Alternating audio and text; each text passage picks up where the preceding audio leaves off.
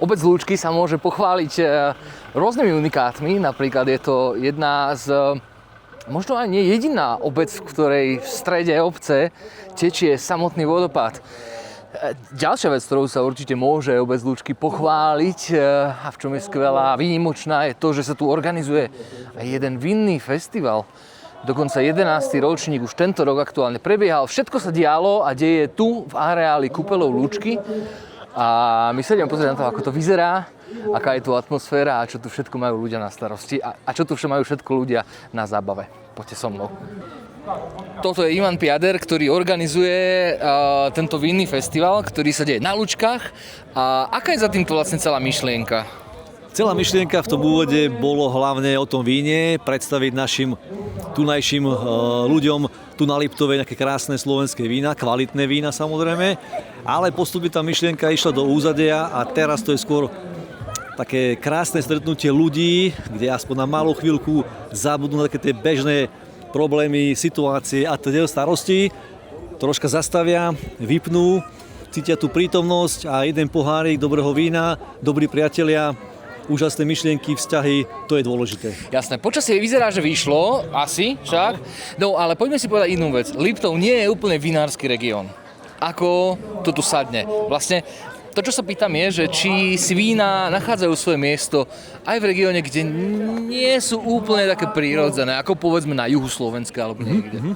Tak áno, tá myšlienka v tom úvode bolo o tom, že priniesť pod krásny náš choč veľké vína, takže veľké vína v malej dedinke.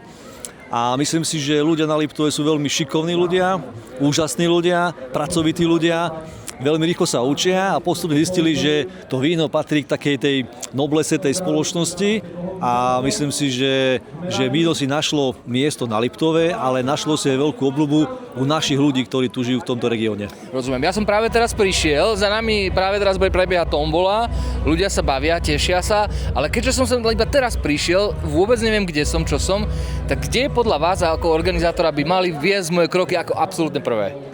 Úplne prvé by mali A rovno tam poďme teda. Aha, tak myslím si, že tých zlatých perličiek v rámci toho festivalu naozaj veľa a sú tu vína z rôznej vinohradníckej oblasti, od Malokarpatskej až po Tokaj.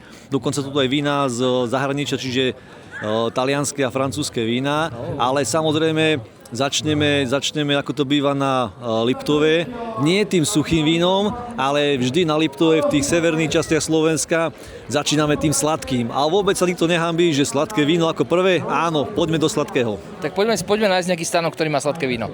Poďme na to. My sa teraz ideme pozrieť na to, ako vyzerajú stánky a ako vyzerá ten stánok, kde by sa malo začínať tak s týmto. Prinesiem správne poháriky a ideme do vinárstva. Správnych ľudí, poďme rovno za nimi, áno. Môžeme s nimi aj porozprávať. Ako sa vám páči na vinnom festivale? Veľmi dobre, na to, že ho organizujeme, tak veľmi dobre. Okay.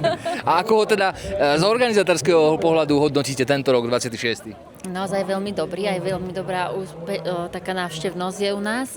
My sa rozhodli vlastne minulý rok zmeniť koncepciu organizovania vinného festivalu, to znamená, že sme ho nedávali pod stan, ale sme ho dali do voľného priestranstva a tým pádom sa môžu ho zúčastniť viacerí ľudia, aj tí, ktorí náhodne prídu a potom sa rozhodnú, že tu chcú vlastne prežiť s nami krásne popoludnie.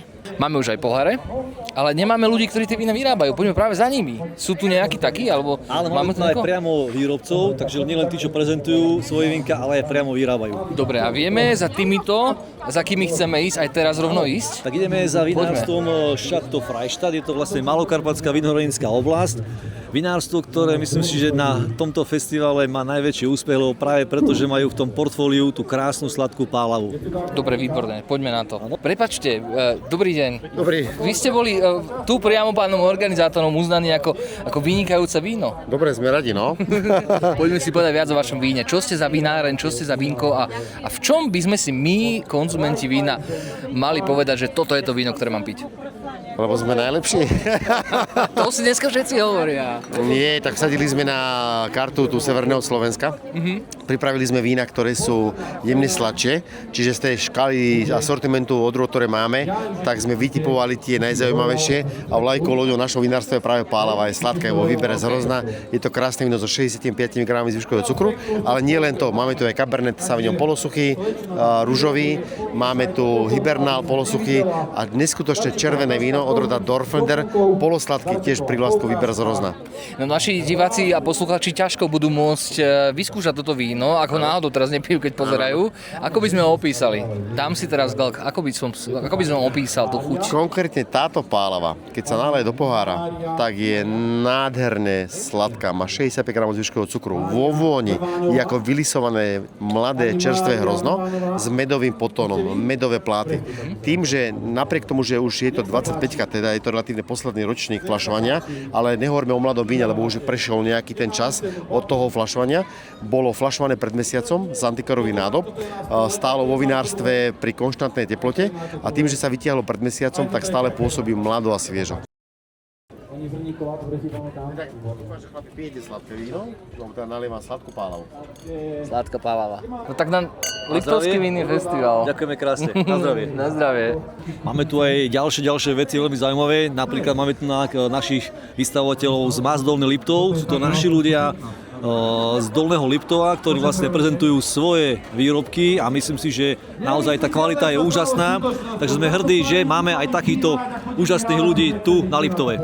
Ďakujeme za to. Ja sa idem rovno tu na pani spýtať, ktorá sa tak krásne usmieva. Dobrý deň.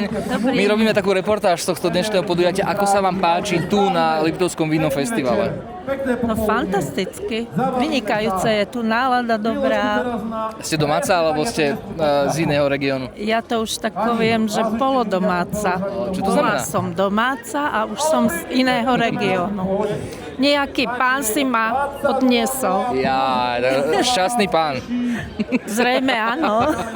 Dobre, a vy ste vinárka, alebo nemyslím, že či vyrábate víno, ale že či sa tomu vínu viac rozumiete, alebo len tak príležitosne si vypijete víno? Ja len príležitosne. Ale keď natrafím na dobré vinko, tak je to fajn. Tak sa vychutnáte. Ďakujeme krásne, pekný deň ešte práve, pekný deň. Kúpele Lúčky majú veľkú históriu, patria medzi skutočne historické unikáty a také tie diamanty tohto kúpeľného regiónu, čomu sme veľmi radi a častokrát sa stáva počas roka, najmä počas leta, že prekvapujú peknými udalosťami, ktoré sa tu dejú. Takže ak ste náhodou zvyknutí chodievať na Liptov, tak prosím príďte sa pozrieť na Lúčky. Toto je stánok, kde vlastne ľudia môžu prechutnať vinárstvo Kosík. Nie je to vinárstvo, ktoré je typické pre náš región na Slovensku alebo z našej vinohradníckej oblasti. Je to vinárstvo konkrétne z Moravy, Tvrdonice, ale sú špecificky tým, že majú odrody, také staré pestovateľské odrody, ktoré možno málo kto pozná a chceli sme vlastne, aby aj návštevníci vinného festivalu si vedeli porovnať, či tie naše krásne odrody, tie novošľachtence sú také kvalitné ako tie z Moravy, keďže každý hovorí, že na Morave je kvalitné víno, ale vážení, skúste aj tých našich novošľachtencov a práve tu si to mohli porovnať, či naozaj tie vína z Moravy sú také kvalitné ako tie naše. Môj názor je, že môže byť hrdý na našich ľudí, lebo to, čo pestujú na Slovensku, je unikátne a svetové, ale každý sa o tom môže presvedčiť. Máme tu takú špecialitku prvýkrát a to Via Delicia. Sú to luxusné a špeciálne paštéty, králičie, danielie paštéty, takže naozaj aj návštevníci si môžu nielen niečo vypiť z toho pohárika, ale aj niečo prejesť. Vy ste pani domáca z tohto? Dobrý den, ano, Zábřeh na Moravě. Tak povedzte nám o vašich produktoch čo najviac a najlepšie ako môžete. Na kameru, tu je kamera, pozrite. Paštiky, výborné paštiky, domácí produkt.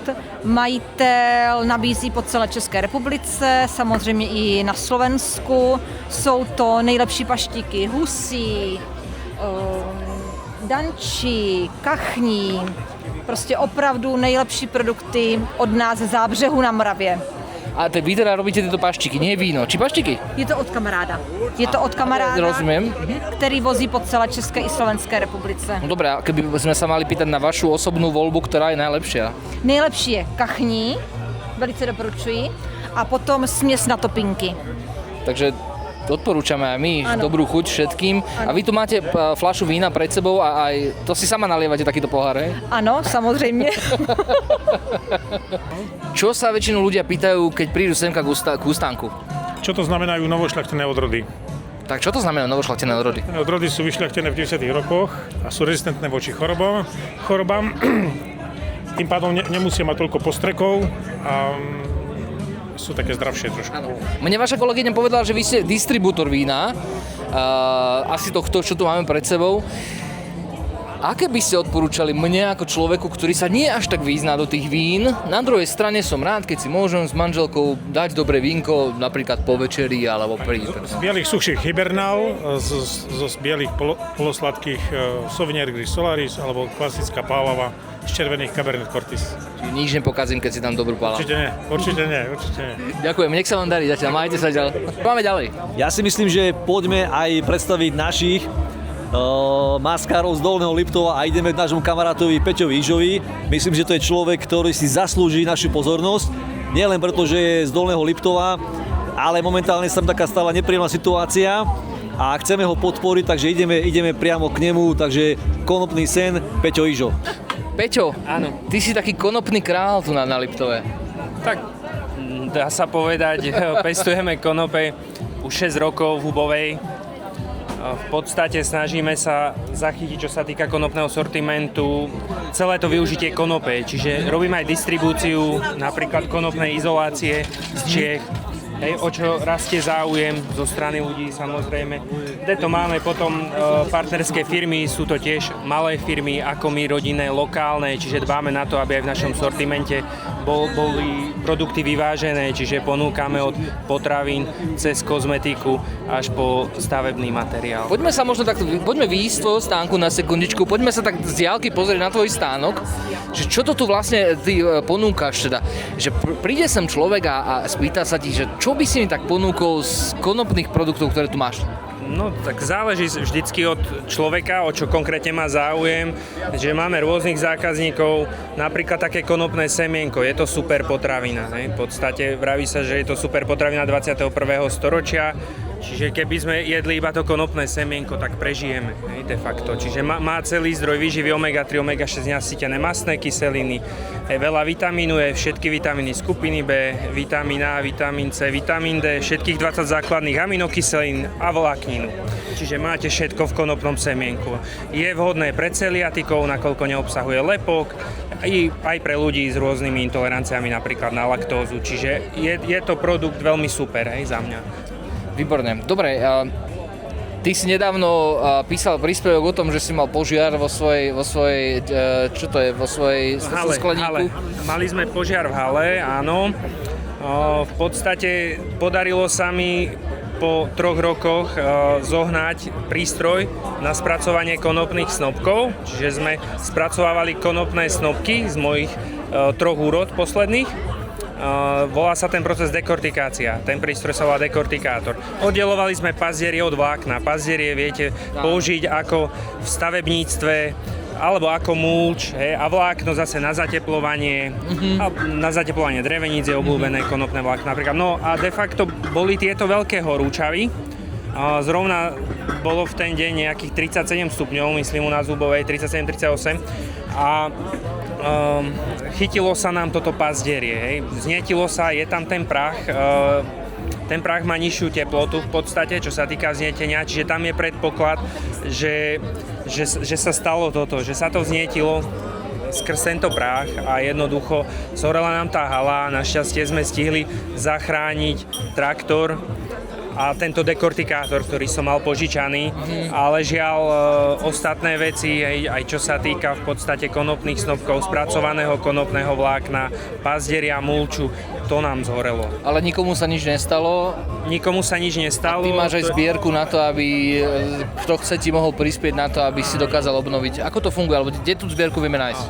Zbierku viete nájsť na Doniu, čiže je spustená, bude ešte cca 2 mesiace, necelé 2 mesiace bude ešte spustená, čiže sme veľmi vďační za tú vlnu podpory, solidarity, nakoľko ja priznám sa, že ja som bol na druhý deň z toho celku hotový, ale rodina našťastie veľmi nám pomohla, priatelia, známi, písali ľudia, ako môžeme pomôcť a švagor i hneď založil zbierku na Doniu, čož ja neviem, či by som bol schopný v tom rozpoložení, takže sme veľmi vďační, že ľudí to zaujíma, že chcú nám pomôcť, že je tá súdržnosť medzi ľuďmi a to nás veľmi teší, čiže kľudne budeme vďační za každé evríčko, prípadne za prezdielanie tejto našej zbierky a budeme vďační, ak budeme môcť vykonávať túto činnosť ďalej, s tým, že ja by som ešte k tomu podotkol, keďže sa potýkame momentálne s problémami, že je veľké sucho. A my ako poľnohospodári zaujímame sa aj o nové prístupy a chceli by sme už obstarať, keďže nám zhorela sejačka, bezorebnú sejačku, regeneratívnu sejačku. To znamená, že už neoriete, ale sejete, žnete, sejete medziplodiny. Jednoducho je to lepšie, čo sa týka zadržiavania vlahy v krajine. Čiže fungujú už tak niektoré družstvá na Slovensku a osvedčilo sa to a myslím si, že v týchto časoch, čoho sme svedkami a zažívame, veď vlastne aj ten požiar bol, dá sa povedať, vyústenie toho, že tie teploty, takéto sme nemávali teploty na Liptovej. Jasné. Čiže možno, že nás to aj niekam posunie, že budeme aj šetrnejšie hospodári. Držíme vám v tom veľmi palce. Nech sa ti zatiaľ darí. Ahoj. Ideme ďalej. Špeciálneho vinára, ktorý naozaj prijal naše pozvanie a je tu prvýkrát a máme tu na vinárstvo Dvory nad Žitavou. Dvory nad Žitavou. A ideme priamo k tomu výrobcovi, ktorý je oddaný srdcom a telom aj dušou. Má ešte zákazníkov, nemôžeme to teraz rušiť, ale prídu. Dobrý deň. Každý deň. Robíme tu takú reportáž, prepáčte, môžete sa s nami aj robiť reportáž. Poďte sem. Robíme tu takú reportáž. Ľudia sú tu žiadaní. Robíme tu reportáž o dnešnom vinnom festivale a vraví mi pán kolega Piader, človek, ktorý to tu organizuje, že vy ste taký špeciálny host, lebo ste až z Dvorov nad Žitavou. No asi z vinárov som tu najjužnejšie. Najjužnejšie. Ja neviem, väčší Maďar, či tu dneska je. Neviem, To je asi pravda, nie je. A najdlhšie som nafúkal do fujary, máte sa čo hanbiť, akože. Máte sa čo hanbiť, ako. Tak my tam papriku pestujeme a tuto prefúkam vo fujare hocikoho, no. No to je akože, to ma trošku sklamalo, ale prežijem to. Poďme si povedať viacej o vašom víne. V čom je vaše víno vlastne dobré? Tak v tom, že je z nášho vlastného hrozna. V podstate to pestovanie hrozna, ten zber, to spracovanie, všetko máme vlastne na jednom mieste. Čiže vieme si veľmi jednoducho povedať, kedy chceme zbierať, čo chceme zbierať. Máme moderné technológie, je to vínko, ktoré vzniká riadeným kvasením, čiže reduktívny spôsob v nerezi. Aj teraz Iršaj nám dokvášal pri 14 stupňov Celzie, čiže nie je to takéto búrlivé kvasenie, nie sú tam nežiaduce tie tóny vína, je to také ľahšie, ovocie a má to slniečko, no. Tento rok až príliš by som povedal, a to príliš už aj na vás bolo. To aj na nás bolo, akurát sme sa o tom rozprávali. To je talianske slniečko, ale... Dobre, ako sa cíti juhoslovanský vinár v regióne, ktoré nie je až také vinárske? Ako tak ja poznám, ja dneska som sa nešiel len kvôli tomuto, asi bral som 3 zákazníkov vína. Čiže ja 3/4 dodávky som mal víno pre našich zákazníkov. Čiže nie sme až tak, len tým, že my nie sme v obchodných reťazcoch ako vinárstvo, tak nie sme známi pre širokú verejnosť, ale my ako vinárstvo sme si vybrali nie tú cestu, že ísť tým, že všade byť na očiach, ale byť na tých správnych očiach. Výborná taktika. Takže... Tak poďme sa pozrieť na vaše vínka. Toto je vaša etiketa. Ja stojím vonku, lebo si narážam hlavu do stanu, tak preto som vonku. Som zvolil taktiku takúto. Všetko v poriadku, no. A máme vínka v podstate také freshovky, čo sú základné rady. To je vína, cena, pomer, výkon. Sa snažíme byť akože najlepšie na Slovensku. Tam trošku viacej zbytkového cukru, menej alkoholu. Tam zastavujeme to kvasenie so zachovaním na odrodový charakter. A potom vína sú na dlhé trate, no. To je tiež... Okay. Typická odroda? Typická naša odroda. Viete čo nám tak teraz za poslednú dobu prischla je pálava. Boli sme už od 71. vo Vinohrade úplne prvú pálavu. Pán Veverka sadil u nás, len sme ju nikdy nemali a teraz ju máme vo väčšom nasadené, takže tú pálavu máme. A typická Riesling Vlastky, ale to sa nedoniesol, lebo viete, čím idete severnejšie a východnejšie, odtiaľ od nás z juhu, tak tým viac sladšie a tým viac voňavšie ľudia vyhľadávajú. Mal som Riesling Grínsky nachystaný, ale ešte ráno som ho rýchlo prebalil. Jasné. Že radšej donesem polosladký tramín a dobre som spravil, lebo Riesling Grínsky tu ešte zatiaľ nikto nechcel, ale cez tie sladšie sa ľudia dostanú aj tým typickým odrodám potom. Tu nám máme ešte Lipča, zakývame Lipčovi, známa čajovňa ružomberská je. Vynikajúci ste. Ďakujeme. Ľudia sa tu normálne bavia, to je úžasné sledovať. Veľmi radi, že proste to víno spája tých ľudí a ľudia naozaj sa tešia, užívajú si ten voľný deň, lebo nie je dôležité, koľko som dnes zarobil, nie je dôležité, aký som mal obrat vo firme, ale dôležité je, s kým som sa dneska stretol, komu som urobil radosť, úsmev na tvári a keď tu vidím ľudí, ktorí sa tešia, bavia, tak to je ten najväčší bonus pre nás a motivácia, poďme ďalej, 12. ročník. Tu sa na nás veľmi pekne usmievajú návštevníci dnešného víneho festivalu. Dobrý deň. Prepáč, že vás rušíme. Robíme reportáž z víneho festivalu. Krátka, rýchla otázka, ako sa vám páči víny festival? Všetci utekajú od vás, pozrite sa na to. Úplne fantastický. Vy ste domáca? Nie, ja som až Stopolčan. Stopolčan, takže ako si vychutná? To čo znamená? No to sa tak Stopolčanci volajú. Vy to tu nepoznáte? Nie, toto nepoznáte. Ako sa cíti človek Stopolčan na vinnom festivale na chladnom Liptove, lebo asi teraz 18 stupňov alebo 17? Myslím, že nejakých 16. Ale tak dámame si dobré, skvelé víno, takže úplne dobre sa cítime. Pomáha. Ďakujeme za návštevu Liptovského vinného festivalu. Majte sa ďalej, ďakujeme. Tu sa môžeme zastaviť, lebo sme u našich doma. U našich domácich, samozrejme. Špajza. Dobrý deň, vítajte, vítame my teda. Priatelia, nakupujeme naozaj kvalitné veci, Kaufland, Tesco, Billa, ale skúste sa zamyslieť, to najlepšie mala vždy doma starka a Hirošova špajza, tam sú tie naše produkty také kvalitné, ako robila babička. Skúste určite prísť, Hirošova špajza, lebo podporujeme našich lokálnych výrobcov, ktorí naozaj ponúkajú nie možno cenovo najnižšie ceny, ale kvalita sa schováva v každom výrobku, ktoré bolo vyrobené tu na Liptove. A ešte keď nám obaja zakývajú na kameru, tak teraz to už má všetko, čo to malo mať. Poďme ďalej. Máme tu vinárstvo Vinidy. Vinidy, a to nie je náhodou zo Strekova, nie? Nie, je to vlastne Nitrianská vinohradnícka oblasť a ideme Nitra Báb, obec Báb pri Nitre. Dobrý deň, my tu robíme takú reportáž o tomto vinnom festivale. Áno, ja asi som to tak pochopil, že vy ste tu za vinárstvo Vinidy. Dobre, poďme sa takto postaviť, aby sme videli tú vašu značku. Môžeme povedať vaše meno, prepáčte? Jozef Vojčický. Jozef Vojčický. Viktor Milo. Teší ma. A podobne. Rozprávam sa s pánom Jozefom Vojčickým z vinárstva Vinidy. Je to vinárstvo či vinohrad? Ako sa to správne povie? Vinárstvo. My máme 50 hektárov vlastných vinohradov. Nitriansky vinohradnícky kraj, obec Bab, Malobabská hora. My tu robíme takú reportáž z 11. ročníka Liptovského vinného festivalu. Naši diváci a posluchači nemôžu pri sledovaní ochutnať toto víno, kiež by mohli, radi by sme im to dopriali. Povedzte nám, v čom je vaše víno dobré?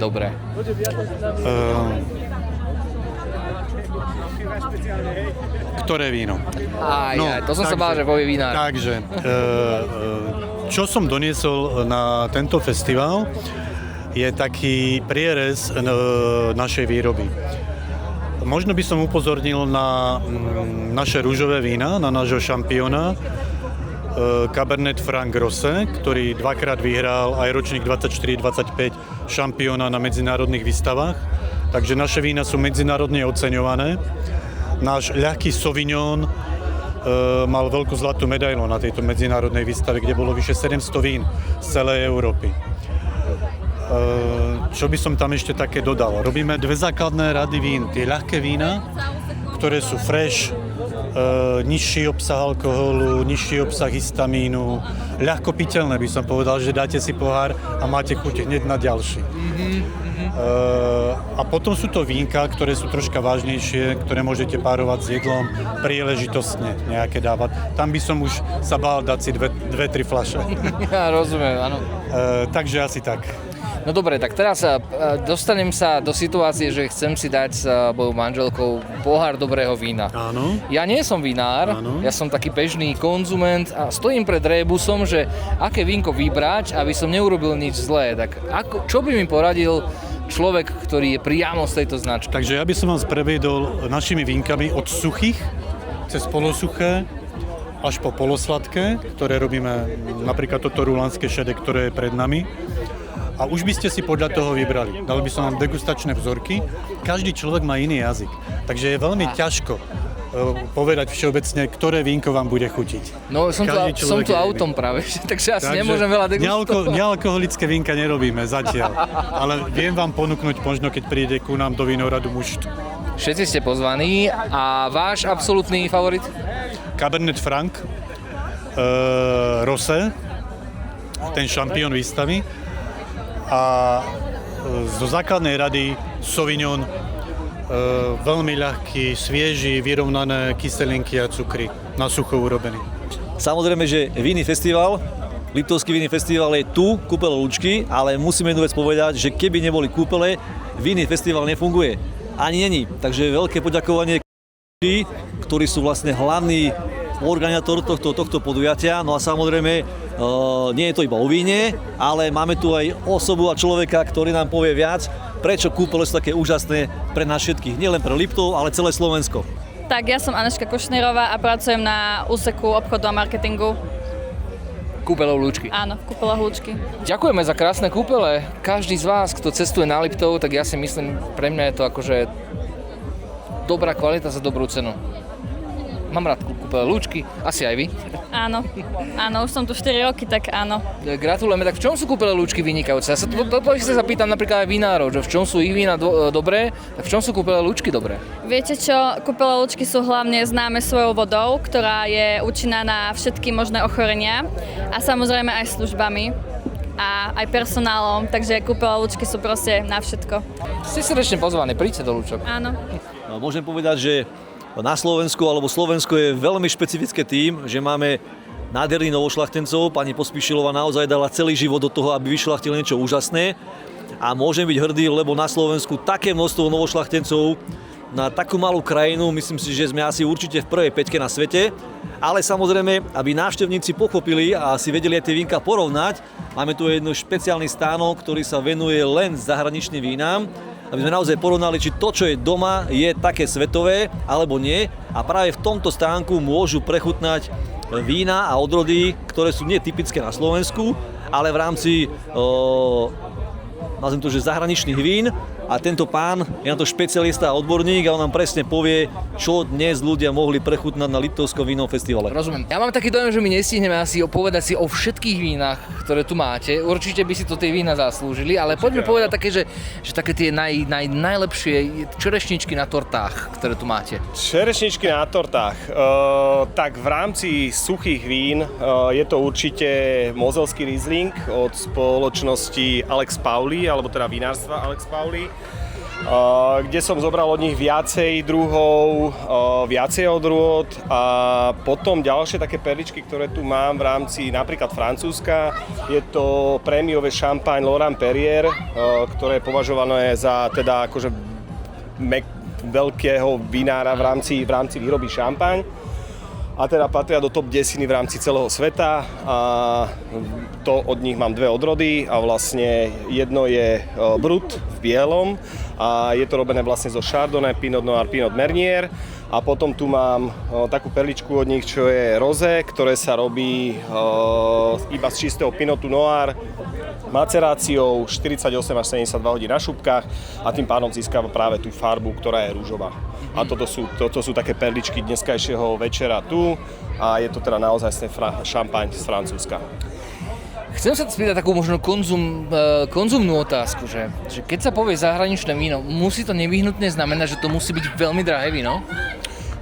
Vôbec nie, oni majú takisto cenovo veľmi dostupné vína a dokážu sa rádovo pri našich nejakých základných vínach hýbať a potom samozrejme majú z nejakých limitovaných vinohradov alebo teda vysokých polôch, napríklad pri tom Rieslingu je to vysoké polohy, kde majú GG Rieslingy, ktoré sú drahšie, ale tí vinohrady sú staršie a teda tí Rieslingy patria naozaj medzi špičku medzi vínami v rámci tejto odrody vo svete.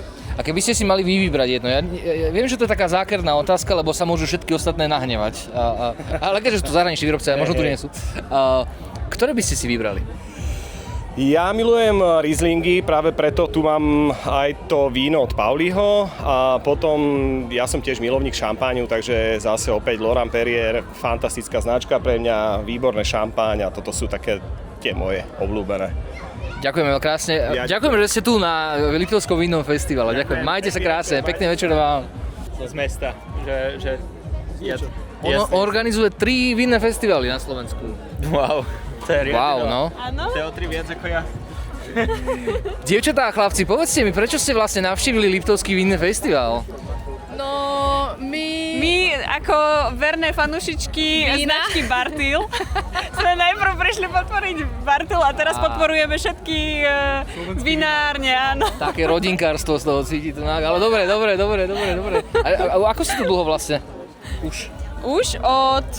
Druhýkrát My už sme tu druhýkrát dnes. Ráno sme prišli a teraz sme prišli. Štamgasti.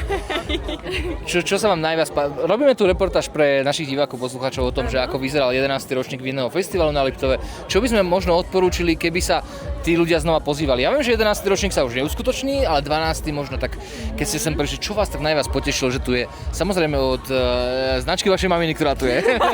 No mňa určite tá rôznorodosť slovenských vín, že vlastne môžem odskúšať rôzne vína a vlastne porovnať, naučiť sa niečo nové o nich, naučiť sa niečo o kvalitných slovenských vínach.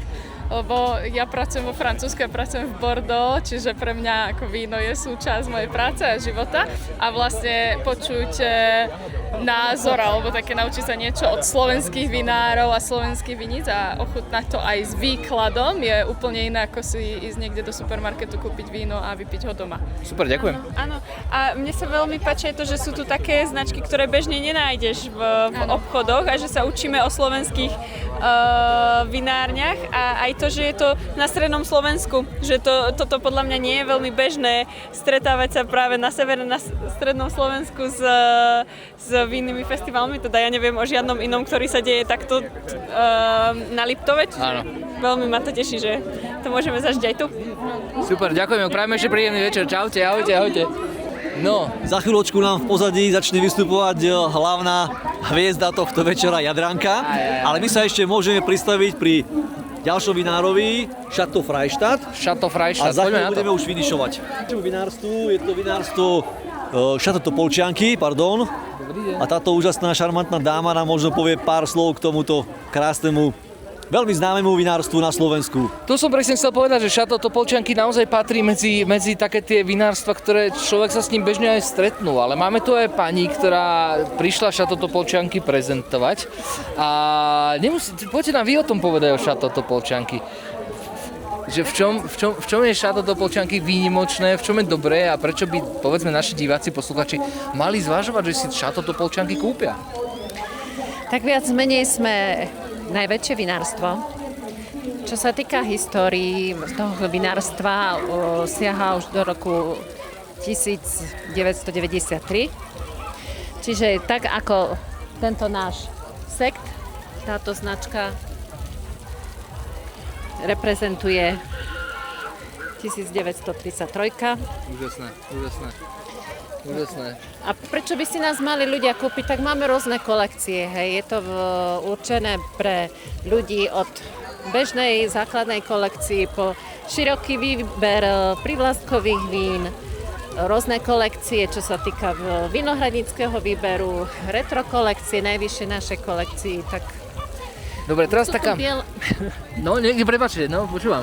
Máme vína biele, rúžové, červené samozrejme a špecializujeme sa aj na bublinky. Mám takú veľmi ťažkú otázku, prepáčte, že vám skáčem do rečí. Mám takú veľmi záľudnú otázku. Vy, človek z Chateau Topolčianky, viete si vychutnať ešte stále Chateau Topolčianky víno? Áno, viem si vychutnať. Ktoré je také vaše najobľúbenejšie? Moje najobľúbenejšie Pálava jednoznačne, ale potom milujem červené vína. Máme tie novošľachtence, čo sa týka Dunaj, Hron, Vách. Tieto vína sú veľmi pekné, príjemné pitie. Super, tak berieme si od vás teda, ako to nazvem, berieme si od vás odporúčanie. A keby mať možnosť, tak zoženieme si. Vy už by ste mohli teraz prechutnávať, samozrejme. No, keby som nebol autom, tak určite. Ďakujeme krásne za účasť na Liptovskom vinnom festivale. Aj my ďakujeme za pozvanie a bolo nám potešením. Ale záver musí byť poriadny, dobrý destilát. Už vyzerá na ťažký kaliber. Áno, ťažký kaliber a vlastne máme tu na Pálenica Jelšovce. Dobre, poďte vonka, ak vás smiem poprosiť, pretože ste tam veľmi v tme. Na to, že ste z Pálenice a je už večer, tak ešte celkom dobre vyzeráte ešte. Bohužiaľ skončili časy, kedy ľudia, ktorí robili vo fachu alkoholickom, mali že vraj v dávnej minulosti ako keby tiché povolenie u policajtov, že v rámci profesie mali toleranciu nejakú. Áno, rozumiem. Dobre, čo to tu máme na stole? Sme malá remeselná pálenica blízko Nitry, ktorá sa už dlhoročne venuje ovocným destilátom. Sme jedna z prvých páleníc, možno že aj prvá v nejakom 2007, ktorá oficiálne uviedla na trh ovocné destiláty v remeselnom vydaní oficiálne s kolkami. Takže od tej doby, v podstate od začiatku si majitelia dali za úkol absolútne čistú prácu, čisté ovocie, ručne zberané a tak ďalej. Takže robíme to maximálne najlepšie, ako si myslíme, že to ide aj dodnes. Samozrejme celoročne fungujeme ako pestovateľská pálenica, takže pre bežných ľudí ako štandardná pálenica pre ich ovocné kvasy.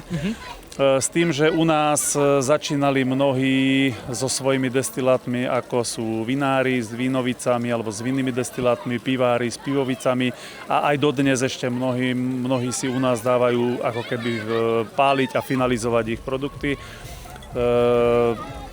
A potom náš signifikantný produkt, tieto fľašky v takomto vydaní len Pálenica Jelšovce. Od začiatku majitelia to hodili, alebo teda spravili ako kompletný produkt v rámci darčekového balenia, to znamená, je to jedinečné aj v tej fľaške v litráži 0,35 litrov a v neposlednom rade dúfam, že vynikajúce exkluzívne destiláty, čo sa týka chutí, vône, aromatiky a čistoty hlavne. Viete, čo ma zaujalo? Že ste povedali, že to má litráž 0,35 litra. Áno. Prečo to má 0,35 litra? Pretože si majitelia vybrali takú fľašku s tým, že, ako som spomínal, my sme remeselná pálenica, ručná výroba. V tejto veci bohužiaľ už nie, ale aj na začiatku, keď tento produkt vznikol, tak aj fľašky boli ručne fúkané. To znamená, Rona ako najväčší výrobca skla na Slovensku, či už importér, exportér, to je jedno, ale proste vtedy vyrábali tieto fľašky, ručne fúkali. Bolo pekne vidieť, že niektoré hrdlá boli trošku krivšie a tak ďalej, ale bohužiaľ sme neboli už pre nich asi nejaký taký ten business partner v rámci objemu, takže tieto veci zrušili. Možno to bolo aj tým, že to bolo neúmerne už potom ekonomicky náročné, takže momentálne už jediná fľaška nie je ručný produkt. Ale stále platí, predpokladám, že mi to potvrdíte, že že keď si nakúpime niečo z menšej, alebo teda z rodinnej, alebo z takého liehovaru, ktorý je, no nie je to obrovský konglomerát, povedzme, tak stále tam cíti ten ľudský osud, tie ľudské ruky a tú poctivú prácu. Tak určite, myslím si, že každá pálenica, alebo väčšina aj tých malých remeselných páleníc vznikla na pôde možno niekdajšej pestovateľskej pálenice, ktorá mala tradíciu nejakej buď rodiny, alebo možno nejakej tých ľudí, ktorí tam strávili svoj čas a na tom postavili vlastne tým, že momentálne ovocné destiláty sú takisto, by som povedal, zaujímavé pre Slovákov. Koniec koncov pre Slovákov, ako v rámci tvrdého alkoholu, sú destiláty to, čo sú naše slovenské. A tým pádom tá tradícia tu je. Bohužiaľ, posledný rok je trošičku problém v tom, že Slováci ako keby prestávajú piť, to znamená, že uvidíme, ako bude. A už prvé nejaké otázky, či nevyrábame, alebo nebudeme vyrábať nealkoholický destilát, tak to už sme trošičku niekde inde. To tam nemusíte dávať, ale to je také, takže boríme sa s tým, ale dúfam, že to tu všetko nejakým spôsobom sa unormálni, lebo jak sa kedysi hovorilo, že na dedine musí byť krčma, kostol a fotbalové ihrisko, takže dúfam, že sa to vráti do starých kolají. Ďakujeme veľmi krásne, že ste tu, ďakujeme za návštevu Liptovského vinného festivalu. Posledná otázka, možno na 1-2 vety, ako sa cítite na aktuálnom vinnom festivale? Vynikajúco. Nie ešte zima, príjemne sa ochladilo, ale príjemne, ešte stále tu nejakým spôsobom môžeme fungovať. A z hľadiska mojich destilátov ja by som prijal ešte o 10 stupňov menej. Viac by sme chceli. Nech sa prídu ľudia zahriať. Ďakujeme krásne, nech sa vám darí, majte sa. Jadranka začína, určite roztancuje, všetkých zabaví. určite tí ľudia vyhladnú a vysmednú. A keď sa tak stane, tak po ruke budú langoše zo srdca Liptova. Samo čau. Ahoj, ahoj.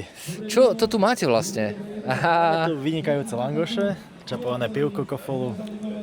Ja sa každého vinára dnes pýtam, že v čom je to ich víno dobré, v čom je výborné. Tak sa spýtam na teba, v čom sú vaše langoše výborné? Naše langoše sú jedinečné. Nemôžem ti prezradiť receptúru, ale... To všetci chceli robiť potom. Áno, presne tak. Ako si to užívaš na Liptovskom vínom festivale? Parádne, atmosféra parádna, počasie výborné, všetko bez problémov. A aj by si pozval ľudí na 12. ročník? Jasné, samozrejme, kľudne príďte na 12. ročník, bude určite pecka.